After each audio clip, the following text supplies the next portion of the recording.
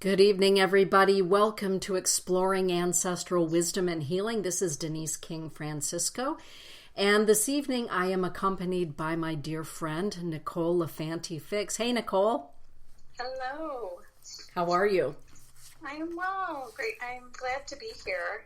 I'm glad to have you here. Normally, we are accompanied by our dear friend, David, Cad Sturkin, and he is under the weather tonight. So if by chance, Cad, you're listening in, we miss you, and we hope you're taking great good care of yourself and getting better for the holidays. For those of you that like to be in the chat room is open. Hey, Donna King, my dear cousin who I was just texting with. Hey, Carla Jo Worth, it's great to have you in the chat room as well. Come on in, everybody. Chat room is open. It's always warm and inviting. And as I said this evening, I'm accompanied by Nicole Fix, who is a magnificent therapist, an LMSW, as they say, and a brilliant woman, a spiritual woman. And, you know, before we do the show, we always spend a few minutes talking about where we'd like to go. And the three of us had set a time. Hey, Mary Sarowitz. Good to have you in the chat as well. We wanted to talk about how do we connect or how do we contact our ancestors? How do we really connect with them? And as Nicole and I were talking about that, I love, Nicole, where it was that you wanted to take conversation tonight. Would you talk about that for a moment?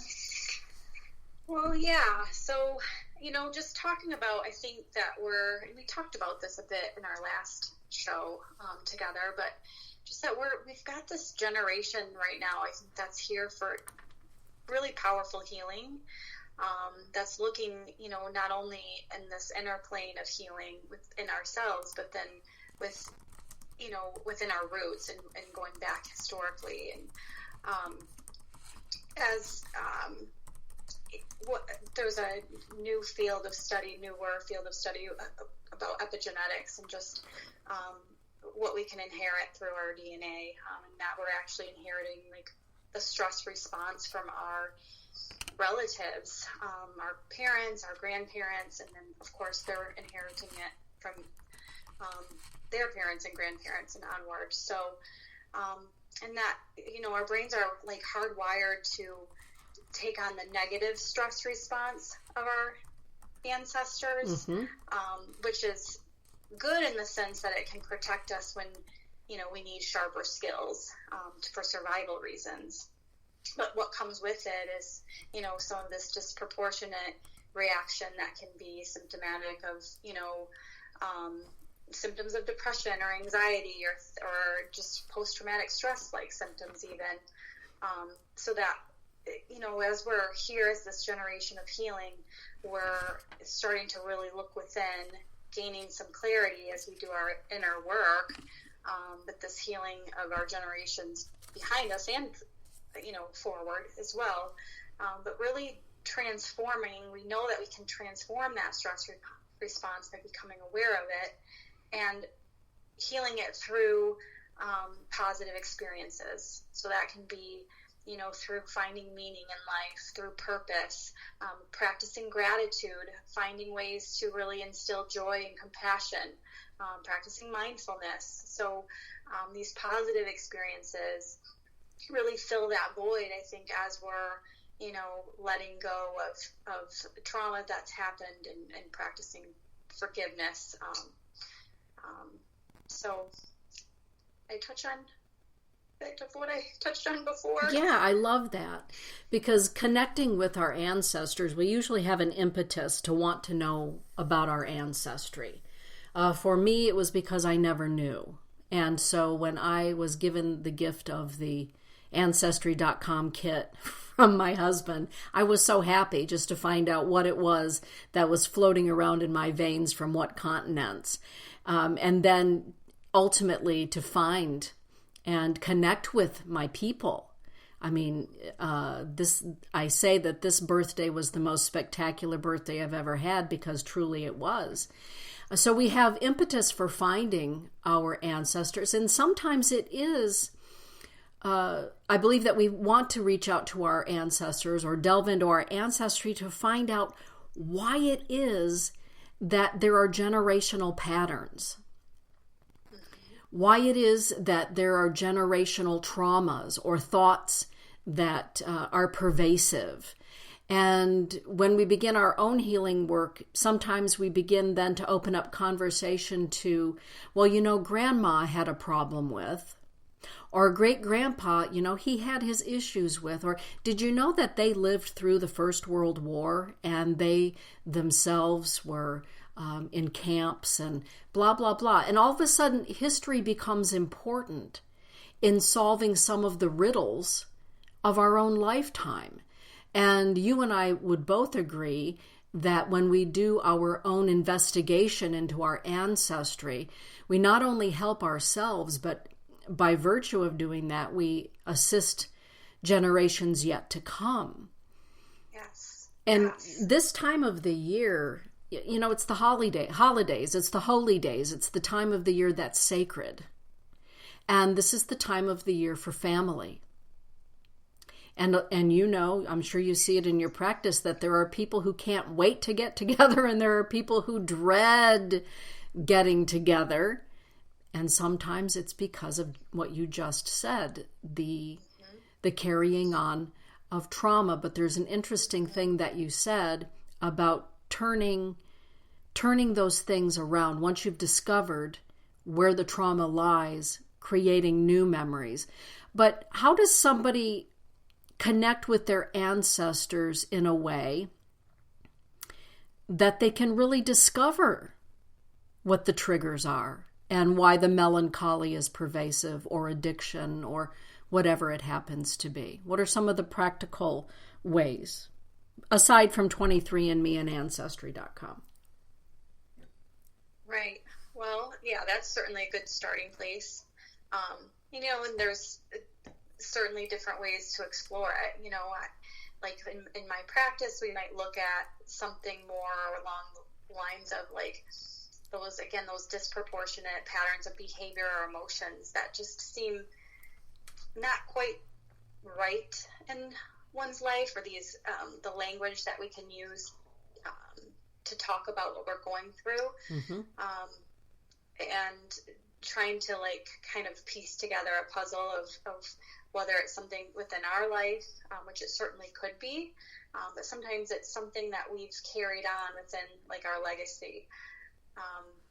Other things are, just more the practical approach of being able to explore where we came from and finding out, through those Ancestry.com practices, where we're from and what the traditions are like and what the culture's like, to get in touch with some of our roots that most of us might not even have an idea of what they may be. Mm-hmm. Thank you for that. For myself, in my practice, I find it fascinating how people that are really digging into their ancestry right now, some are finding out that they are not anything like the ancestry they were told that they were. They were led to believe that they were one thing. Maybe there was some shame by those that came here to America and landed there at Ellis Island.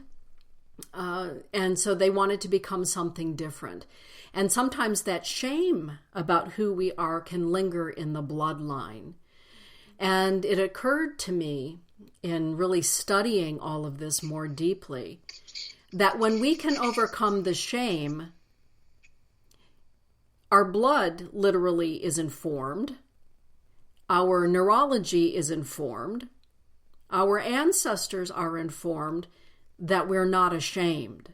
We're not ashamed to be Irish. We're not ashamed to be African. We're not ashamed to be Scottish, or whatever it happens to be, Romanian.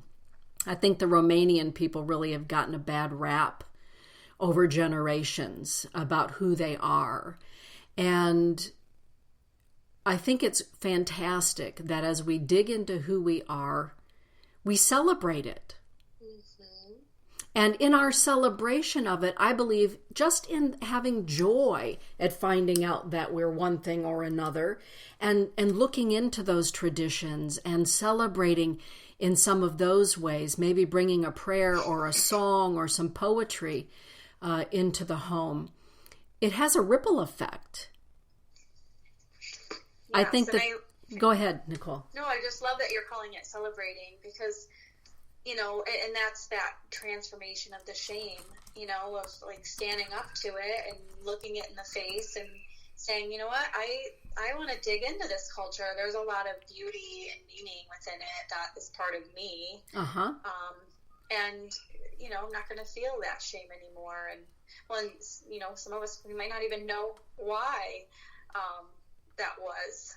But being able to, heal that relationship, so to speak, with our ancestors, with our homeland, to find its beauty. Mm-hmm.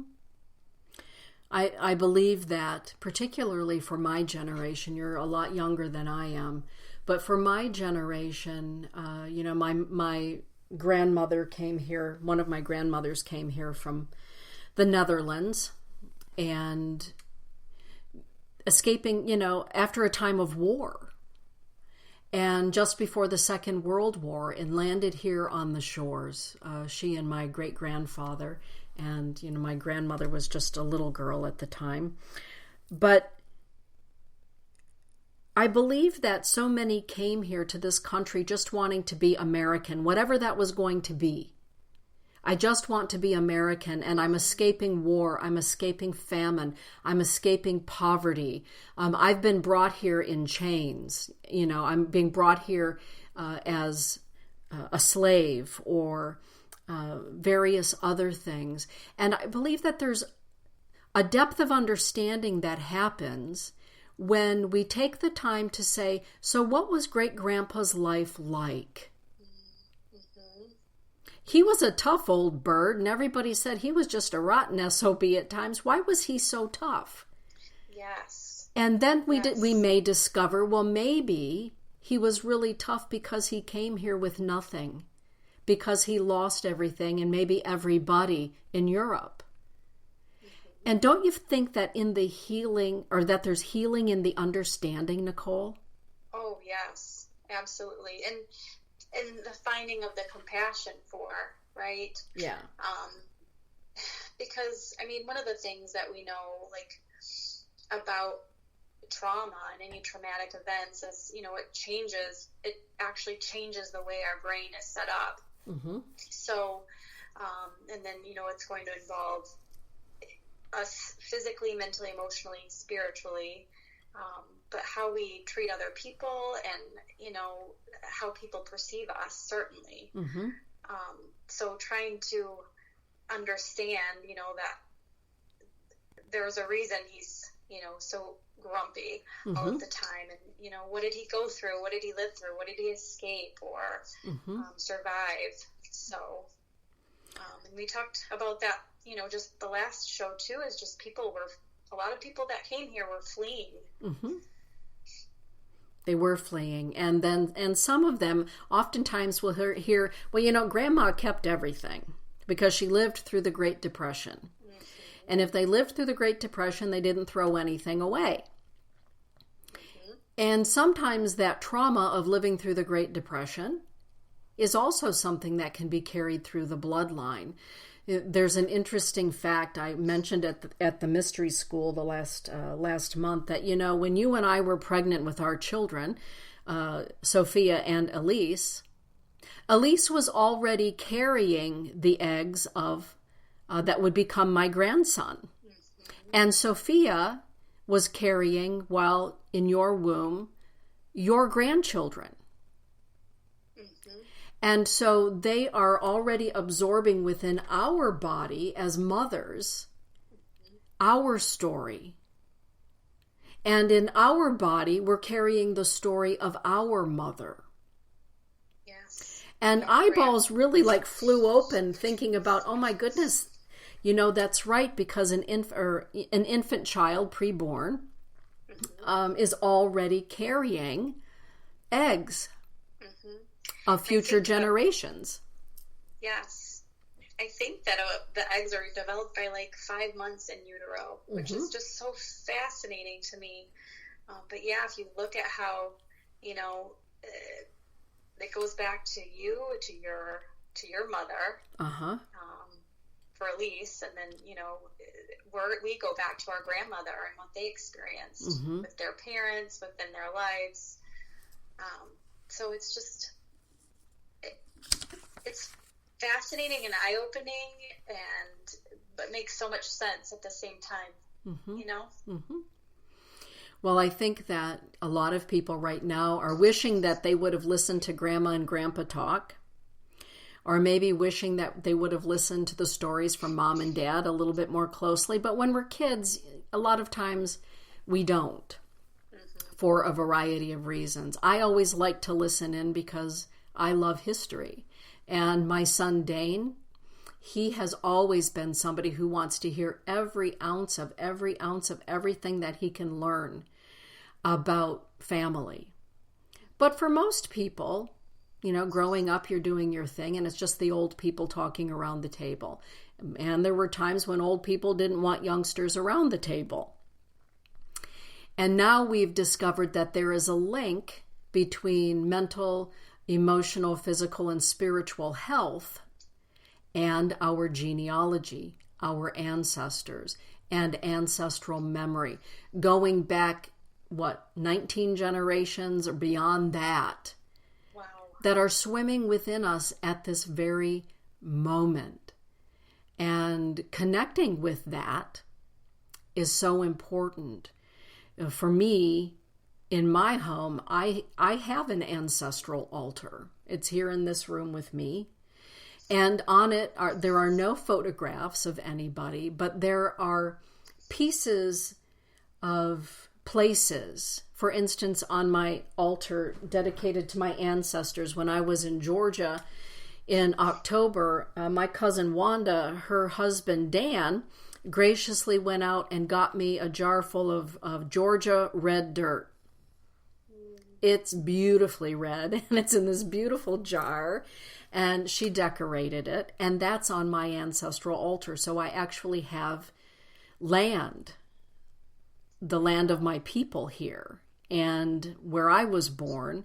And when I was in Ireland, I brought back from a beautiful place in County Cork a stone. So those are some of the things. I have objects that are part and parcel of the land of my people, so that I can become familiar with it in my home.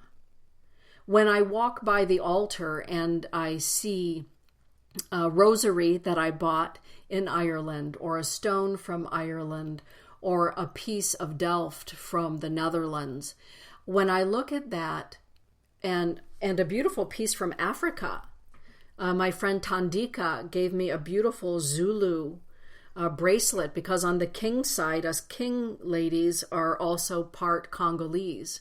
And so women in our family came from the Zulu tribe. And Tandika knew that about me, so she brought me a beautiful Zulu necklace because she's from Africa. So that's sitting on the altar. So when I walk by it, I think to myself, and I feel in myself, my blood and my bones and my psyche saying, oh, those are remnants, those are pieces of home. Well, it's no wonder that you're doing this, because the Zulu tribe is what's been studied about the healing power of this ancestral work. Yes. So, which I'm sure you're aware of, but I love that you're incorporating the actual physicality of each land to bring that home, because that's all part of who you are. Right. Sometimes, when I travel, because I travel around the world, it's part of what I do for a living, I feel very at home in certain places. And now purposefully I can travel to places. And when I travel, for instance, when I was in County Cork and in Dingle, I asked my grandparents to be present with me and to enjoy looking through my eyes. And as a seer, I asked them to show me what it looked like when they lived there. When we were at the Grange Stone Circles, one of my ancestors, very, very, very old woman, but the stones are like 5,000 years old, she came up to me and she looked at me and said, Dana, welcome home, but she said it in the Gaelic language. And it's good to have you back here to touch the stones again. And I could feel her. So I share my traveling with my ancestors just as I do with my Native American ancestry. And hopefully in the next year or so, me and Cousin Donna can do some further exploration down there in Cherokee and Seminole country. But I feel that having pieces of the land, objects that pertain to the ancestors, helps to heal them. Mm-hmm. Give them a voice. Yeah, because it seems like there's so much, can be so much disconnection, mm-hmm. and, things that have gotten lost. And so it's kind of a way of like putting back together again the connection that we each have within us, this, mm-hmm. All of our makeup, mm-hmm. And really honoring it. Yeah. Yep.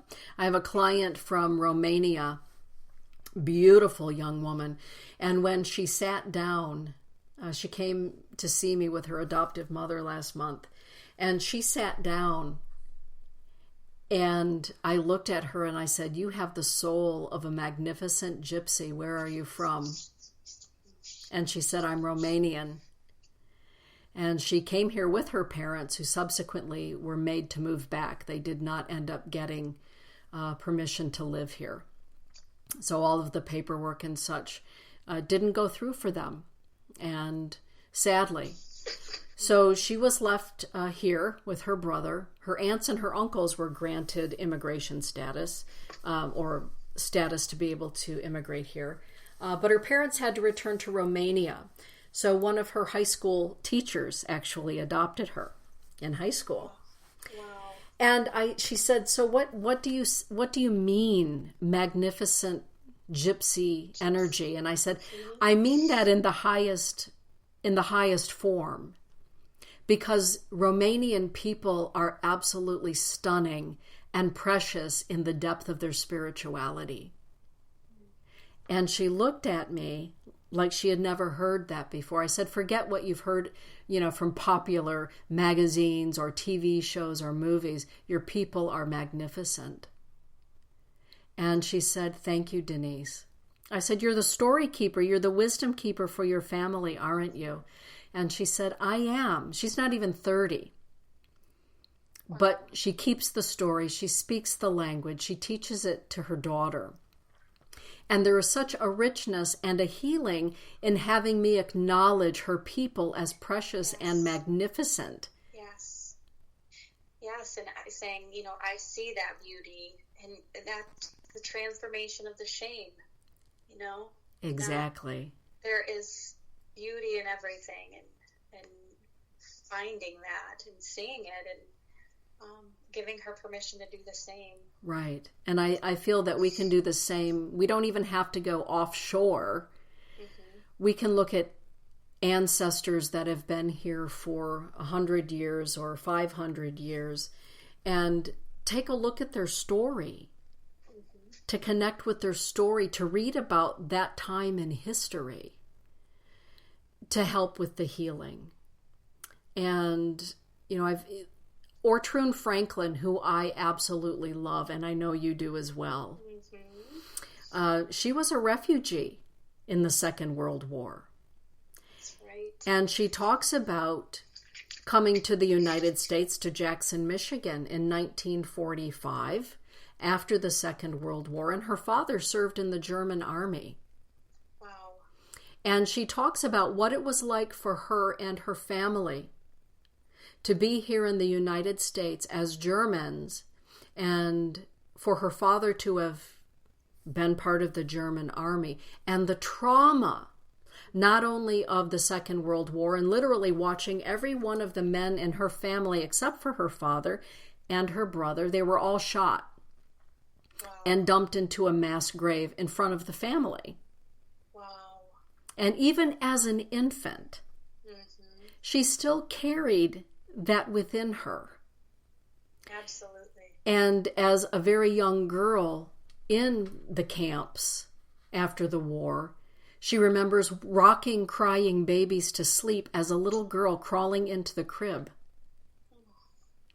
And the reason that I tell the story is that sometimes the story didn't happen offshore, but it may have been brought here to these shores. And the story further reveals itself here, or wherever you happen to be, wherever you're listening to us from tonight, wherever your ancestors came from and went to. There are so many stories that tell us about their memories and their experiences that literally live in our blood and our bones.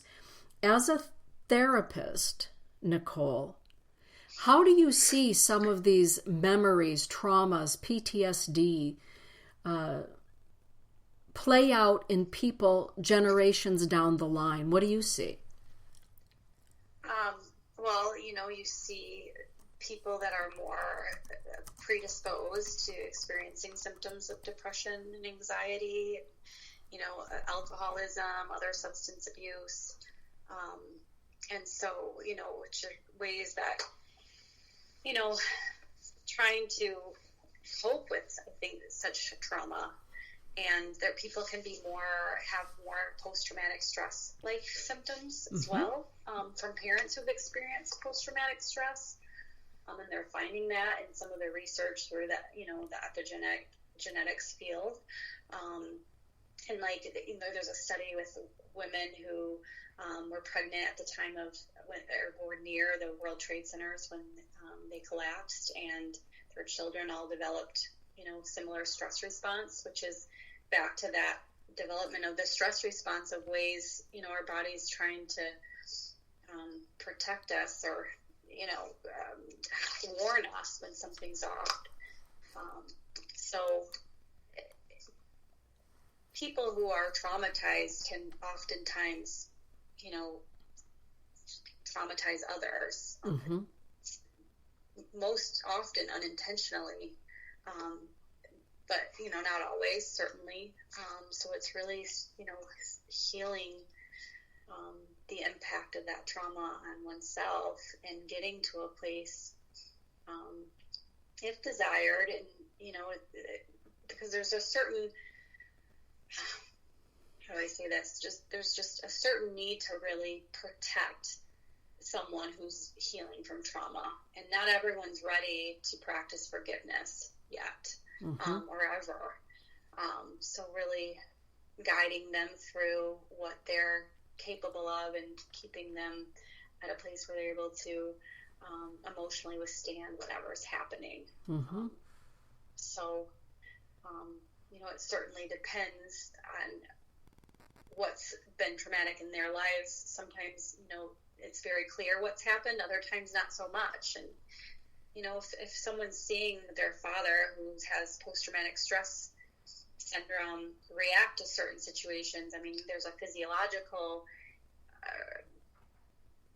way that we can respond to and seeing that, but then also how dad's parenting style, was towards a child, that then can be carried on, kids learn behavior. So, it can come out in all sorts of ways. I agree. This evening, I sent a note to my cousin Donna and my cousin Vicky. My cousin Vicky was instrumental with connecting me to the Veterans Administration to get copies of my biological father's war medals, military medals. And 2 of the medals aren't issued by the United States. They're actually issued by the country of Vietnam. And those arrived in the mail today. So I wanted Donna and Vicky to see them. And as I was holding those medals in my hand, for me as a seer, as a sensitive, all of a sudden I could see flashbacks and scenes of what my father saw while he was in Vietnam. And Corey, you'll find it interesting because he was in Vietnam in 1960 and came back here for a short little stint in 1962, and here I am, but and then went right back. But to hold those medals in my hand and to I was raised in a military family. I know I saw the Sarge receive medals. I saw them pinned on him. And when I married Steve, he wore his military tuxedo, his dress blues with all of his ribbons and medals. So I know what that represents. But tonight, holding those two medals in my hand, I could see and I could sense and I could feel his presence, and I could feel and perceive what he went through. The rest of his medals will be arriving from the U.S. government in January. I talked to them the other day. But I was astonished at how profoundly I felt it in my blood and my bones, right up to even hearing the mortar and the experiences. So it's not that we get all of our information from our mothers. We don't. We also get information from our fathers. And as mothers and fathers and grandmothers and grandfathers, the grandfathers and fathers also give information. And I just had to stand there at the counter for a minute and went through a few Kleenexes, as you can imagine, holding that in my hand and understanding more deeply his experience and how I carry it.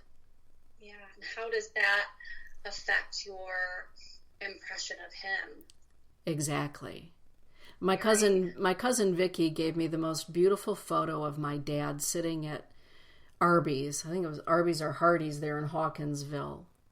And I look at him as a 60-year-old man in that photo, 65-year-old man maybe. Well, 60-year-old man. And I can look at his face now in that photo. He's got a big old smile on his face. He was a very handsome man. And I thought, well, no wonder my mama thought you were good looking, number one. And number two, I can understand the deep lines in your face. Because I've never met him physically. That's why I bring it up. We don't have to have known somebody physically, everybody. For those of you that are adopted and you're listening to me, or those of you that are in foster care and you don't know who your people are, you don't necessarily have to have met them physically. Because their stories crop up during the course of our lifetime. And growing up as I did, there were times when I was visited by people as a seer that I could not identify. But I knew that they were mine. And even though I was being told that's not possible, that's not who you are, no, that's not the story we were given, I knew in my soul differently. Much differently. And sometimes it takes a little bit of courage if you're adopted to say, I'm going to look into it. I want to know more. I need to find my story. I need to dig in. And even if you're not adopted, we can come into the holidays of any sort and maybe we're drawn to one form of worship or celebration more than another. Maybe you are somebody who celebrates the return of the solstice or Yule, and Christmas doesn't really matter to you. Or maybe you're more drawn to Diwali or Hanukkah, only to find out later that maybe you have Jewish blood or Indian blood or what have you in your bloodline. Our blood speaks to us so incredibly well. And it really is important to pay attention. And when we do dive in, when we really dive into who grandma was or grandpa was, or who mom and dad were, it's so important if you need help processing that you reach out to somebody like Nicole. Because it takes courage sometime to look into the bloodline and connect with the ancestors. Because not always what we find is, glistening and glittery, is it, Nicole? No, and frequently, that's when people will come to see someone like me is because, having a hard time processing something that's, not so pleasant to look at least initially. Mm-hmm. I really like that you mentioned just like the courage it takes to delve into it, but also to listen to your intuition. Like you innately knew something, and logically people tell you something else, you know, or we can easily dismiss it or, you know, intellectualize our way out of it. But there is that innate intuition that really can call you. So having the courage to follow it. Exactly. And paying attention to our dreams. When I come into my office every morning and I walk by my ancestral altar, some might call it the ancestral meditation station. I like the word altar because I was raised Catholic, so altar is like a good word. But for others, maybe it's an ancestral meditation station or a place of honoring of the ancestors. When I light my candle there every morning, I ask for my most loving, kind, wise, and illuminated ancestors to walk with me, to teach me of their ways, to lead me to their songs, and to help me learn about their people. Here in America, we have this magnificence of being, for the most part, people of many. We really are of many. And one of our bloodlines may speak to us more loudly than another. It may be calling to us. And maybe because there's ancestral healing that we might be able to be a conveyor of, or a lightning rod for. I think that that's really important to recognize that it's okay that if you come from many, that maybe your Irish draws you more, or you're Polish, or you're Native American, or you're Guatemalan, or whatever it happens to be. That's okay, because maybe that's where the healing lies. Maybe your ancestors are calling to you to connect. We think about connecting with our ancestors as we dialing them up. What about those times, right, when they're knocking on our door, coming to us in our dreams, or highlighting in our own family a trauma that just needs to be dealt with? Have you ever seen that in your practice, that finally somebody comes to see you because they're no longer going to be a carrier of a certain trauma? Yeah, I think that's happening a lot right now. Certainly through my practice, but I think just, you know, globally, people are, you know, kind of at this place of like, enough, I'm not carrying this anymore. And oftentimes it's not ours to carry. You know, there's certainly things that happen in our lives that are traumatic, and, you know, not negating that by any means, but sometimes we pick up things, or we carry on things that just simply aren't ours to carry on anymore. And so I see a big shift of people wanting to like stop the suffering. And, you know, a lot of people that are doing it intentionally, like, I don't want to pass this on to my kids. And so I know that this is a generation of healing, you know, that globally so many of us are here to really change patterns within our family systems, but then in our collective, which it makes me just wonder down the road, what's it going to look like in, you know, 50 years, 100 years. Well, because when we finally are the ones to say, I'm no longer going to be an abused woman. I'm no longer going to be an abused man. I'm no longer going to carry on the family tradition of melancholy or whatever. That means then you have to look at where it came from. What is the source of the melancholy? What is the source of feeling like I'm always walking on eggshells? What is the source of the fact that I can see dead people and other people can't? Where does that come from? Right. Right? Have you been able to answer it? Yeah. I mean, my cousin Corey answered it. Apparently, I love this story that my great-grandmother, for Corey's 16th birthday, my great-grandmother from Holland took Corey to see a psychic in Brooklyn, you know, out east. Correct me if I'm wrong about that, Corey. But she took her to see one because great-grandma believed in that. She understood it. I mean, people from the Netherlands, the Norse people,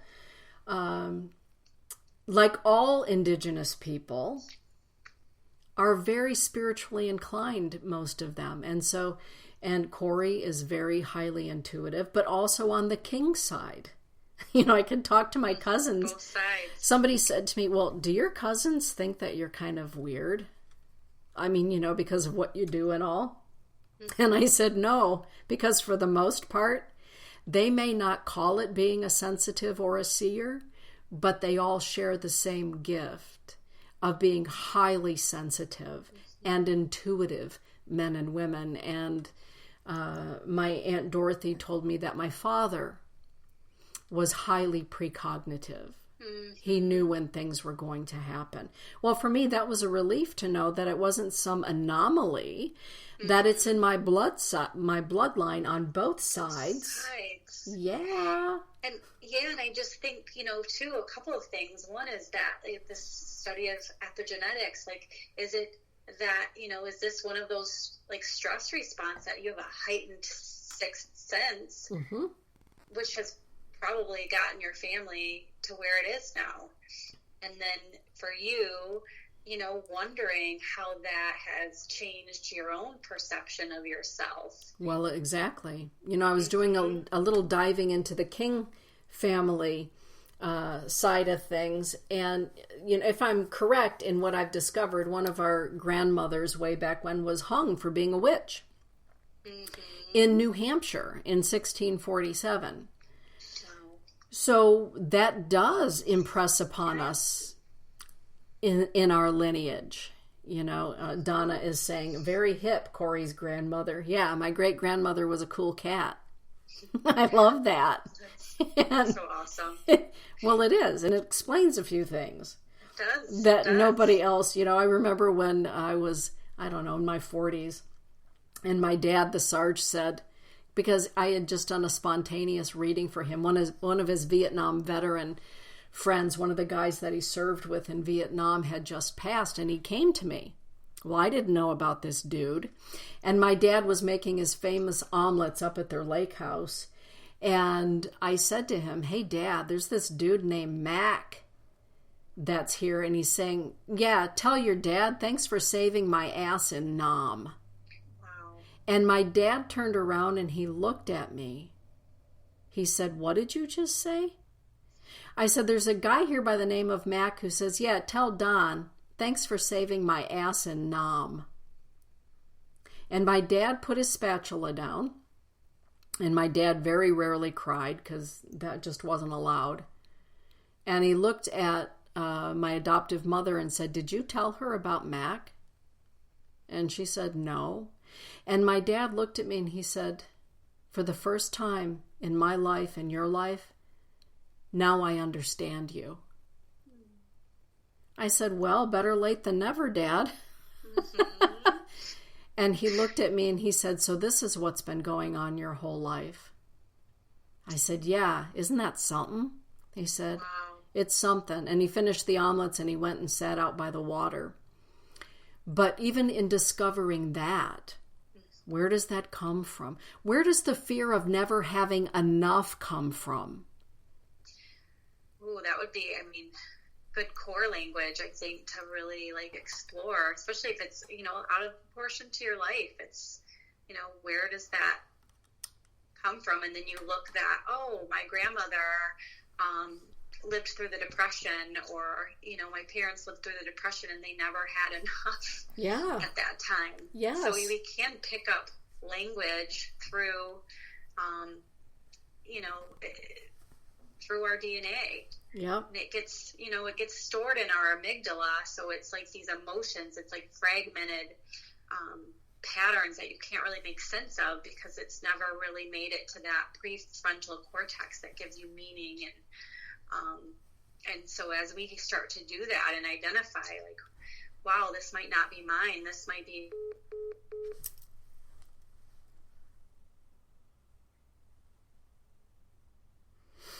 Okay, so we just lost Nicole for a moment, but thank you, Holly, for saying that. Thank you, Catherine, for saying that. I really have been blessed because, as Jan Francisco said last week, what were we together for? Oh, Dane's 30th birthday. She looked at me and she said, you have more family than Todd has. And it has been magnificent to watch your relatives embrace you. And I looked at her and I said, it has been magnificent to be embraced. To be embraced.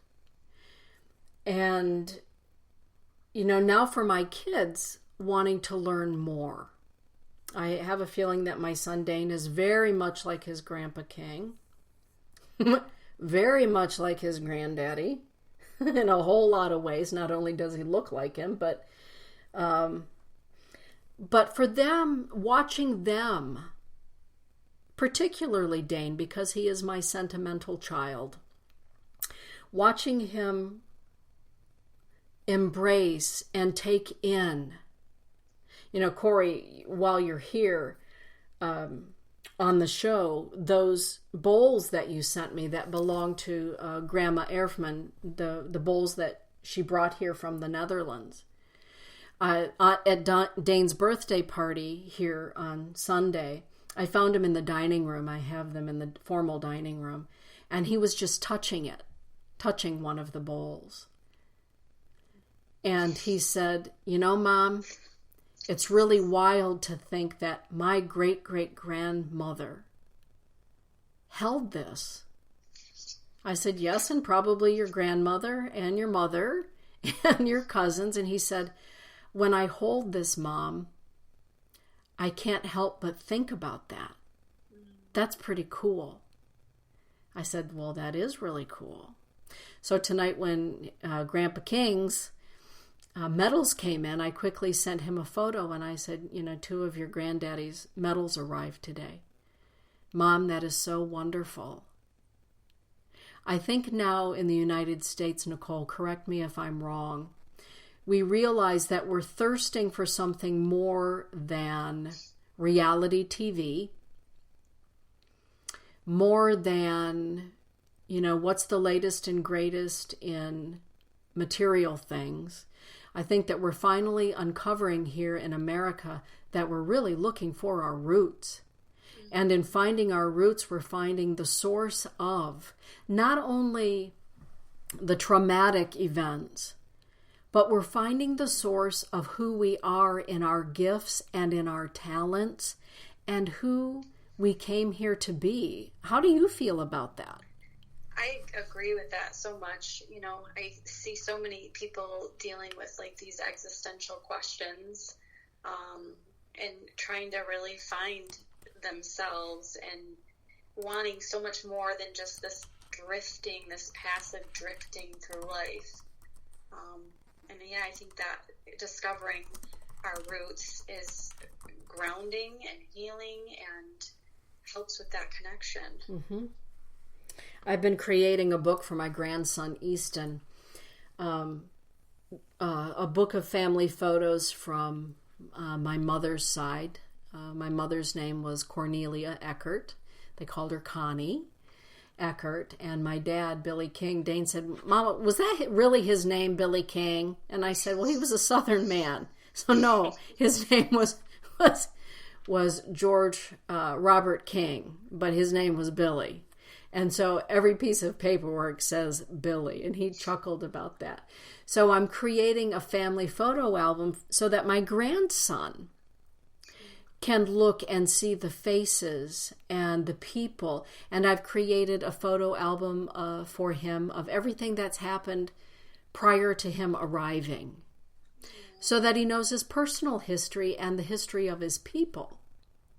And I find it fascinating, but not really, that he was conceived while I was in Georgia in February for the first time meeting my biological family on my father's side. I don't think that there's a coincidence in that. And I don't think it was a coincidence that from my mother's side, my cousin Corey was here in Michigan from Florida to be here and to be in the hospital with Elise. I don't think there's such thing as a coincidence when it comes to us connecting with our ancestors or them connecting with us. Do you? No. And I'm wondering because you've, kind of a lot of this has found you in a way. and then seeing how this is part of your ancestry, but then wondering how your life has changed since, your family, your extended family has really found you and embraced you. Well, for me as a human being, as a person, I know that I'm a changed person, so maybe you could speak to that as my friend, that I feel more solid in who I am. I'm still working out some parts and pieces. So Cousin Vicky and Cousin Corey and Cousin Donna are on that with me to get some of the final details wrapped up with the beginning of my story. But it has changed me. And I can see where in my life maybe I was looking for love in the wrong places because I didn't know where my love really was. And at the same time, Barbara Dolknife and I were having a conversation the other day because they're my family so much. And she said, Mitankala, I love you. And I said, and I love you. And she said, don't you love that we're family? And I said, Barbara, I love that we're family. I love that we are stuck together from here on out and in future lifetimes. So it's not that it's negated the fact that I also have my family out west. It enriches it because she always says to me, now I understand more of who you are. Knowing who your people are there, now I know more of who my little sister is. Isn't that wonderful? That is really cool. Yeah. Yeah, and finding this, it has helped you understand yourself better in many ways and helped you to feel more solid in who you are. Mm-hmm. Yeah, that's stabilizing. It is very stabilizing, and it's a sense of peace that I've never known. Somebody said to me, it's amazing looking at photos with all of your relatives. It's fun to see you standing next to people that you look like. And I said, and that I feel like. That's a beautiful thing. Yes. Something that you said earlier in the show that, when we're connecting with our sources of trauma and maybe the sources of our gifts and our talents, that I think you said it in the last show actually, that when we're connecting to those places, sometimes we may look at them as the empty places that we're trying to fill. And as humans, we try to fill those empty places in a myriad of ways. And also then at the same time trying to discover why we are who we are and why we are how we are in this lifetime. It uncovers some things that maybe are family secrets that have been long held in the closet o' skeletons. What do you say to people who maybe don't want to look into their ancestry or look into ancestral healing because they are afraid what the relatives will say or do if they're the ones that opens up the skeleton closet? How should they prepare themselves, Nicole? Like if they're preparing to open up the skeleton's closet or Yep. someone they know is? Because they're getting ready to take the 23andMe. Oh, yeah. I mean, I think,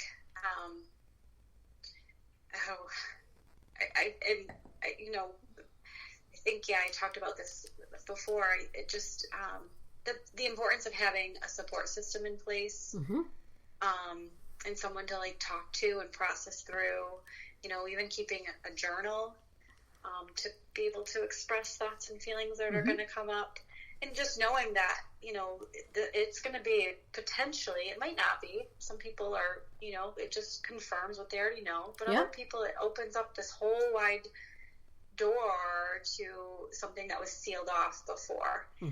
So it can potentially change the trajectory of one's life. So I think just being prepared for that magnitude and looking at it, being prepared to look at it with curiosity. And if that feels too overwhelming, then being able to, to honor that pace, because there is such a thing as divine timing, and it happens in the right time. But again, having just a good support system in place to have people you can talk to and be able to process those thoughts and feelings rather than, repress them or suppress them. And then that can, lead to just unhealthy ways of dealing with it. So. Catherine, Lady Hawk is saying, look at it through learning, as a learning experience. Yeah, there's a lot to learn. Watching my children, who are now grown adults, as everything is unveiled. And I was so happy that Corey could be up here and literally go into the maternity ward with my daughter, representing my mother, because Corey is the closest thing, or the closest person, not thing. She is the closest human being that I will ever have in this lifetime to my biological mother. She was my mother's first cousin. And she knows the story. She's so generous with all of it. And she talks to me what she knows about my mother and my grandmothers and my great-grandmothers. So I find it absolutely spectacular and actually really breathtaking that as Elise is in the ICU department of the maternity section of St. Mary's Hospital, who comes up to visit but my mother's first cousin?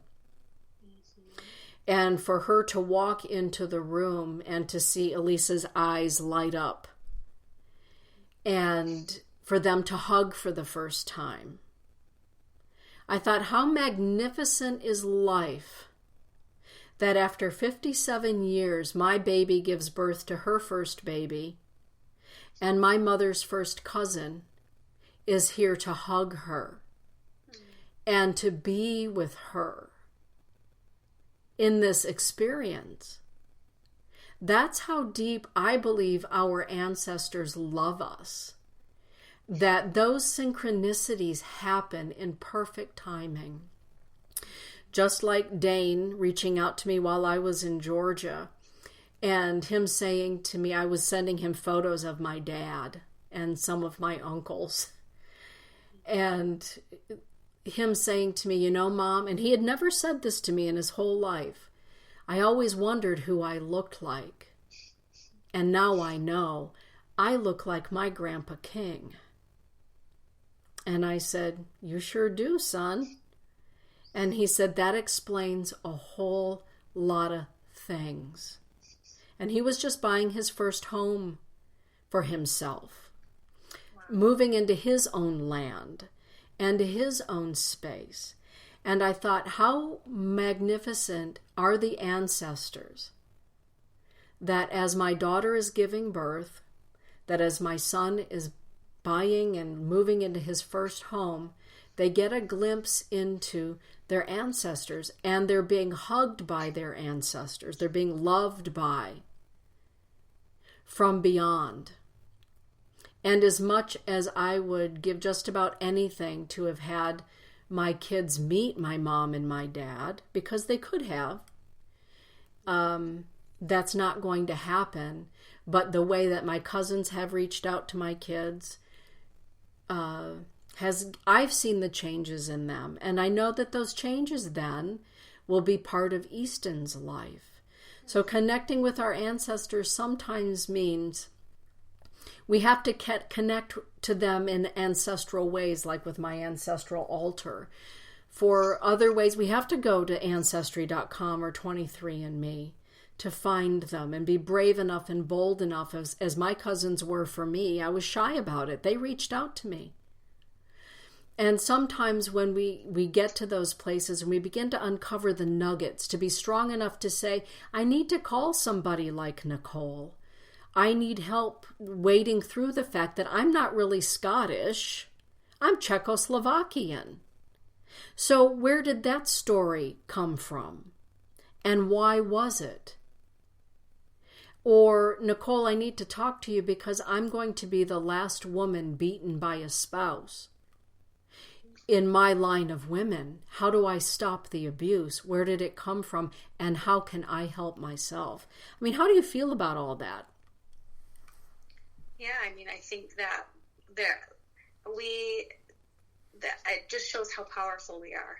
You know, like through your healing with your, finding your family, there's healing in that, and it's already trickling down to your kids and grandson. Mm-hmm. And so knowing that, yeah, we are that powerful. Mm-hmm. So often we can underestimate that, but we do, just through doing our own work, it heals our lineage, and that trickles out into the world for all the people that we touch. So, it's a big impact. It is. With that, everybody, next month when we gather here, and we will have Cad with us, we'll roam more into the shamanic aspects, because how can we talk about the shamanic parts of it without having our dear Cad with us for the show? But thank you for being here with us tonight. And Nicole, any last thoughts you'd like to give about remaining sane with current ancestors here in the holidays and maybe boundaries? Any advice that you'd like to offer? That's a great question. I think having an intention for these gatherings, whether it be to see the beauty in someone that you struggle to really understand, mm-hmm. kind of inviting that in through prayer, through, you could call on your ancestors and ask for that, the most, highest ancient illuminated ancestors, whatever. You mentioned something earlier, good thing to say. Uh-huh. But yeah, having kind of a thought of what do you want it to be like for you, and really trying to honor that, and just maybe setting a boundary if needed about what's in your best interest. Weighing kind of what our needs are with the needs of others, because so often we can get pulled into things that we don't want to do. So weighing the pros and cons of things, and making decision based on what's in the best interest for your intention. I love that. Yeah. And for those of you that are celebrating this time of the year, any of the sacred ceremonies, this is a great opportunity to take a look into your ancestry and really participate maybe in something age old. Here at our home on the 22nd, Todd and I are going to do a Yule celebration, a solstice celebration. And in fact, I'm going tomorrow to pick up the Yule logs that have been beautifully decorated and wrapped in pine and holly berry, so that on the 22nd, as we welcome solstice, the return of the infant sun, we're going to celebrate as our Norse and Celtic ancestors would have done at this time of the year. Of course, and on Christmas Eve, Elise loves to go to Mass at St. Mary's here in Lowell. So taking a look at how your ancestors celebrate, and maybe bringing that into your holy days this year as a way of connecting with your ancestors, and having great boundaries with all of it is always a good thing. With that, everybody, thank you for shining your light. To my family members that are out there, I love you all deeply and truly and madly, and all of my friends, thank you for being in my life. You are a treasure. Blessings be, everybody. And Nicole, as always, thank you for being you. And I did post on our page on Facebook, if you would like to get a hold of Nicole for counseling, please do. She is open for counseling here in Grand Rapids, Michigan, but she also is open to conduct counseling sessions online, meaning the phone or what have you. And she is at Eastern Door Counseling. So you can reach right out to her at Eastern Door Counseling LLC at gmail.com. With that, everybody, good night. Have a beautiful holy days. Good night, Nicole. Good night.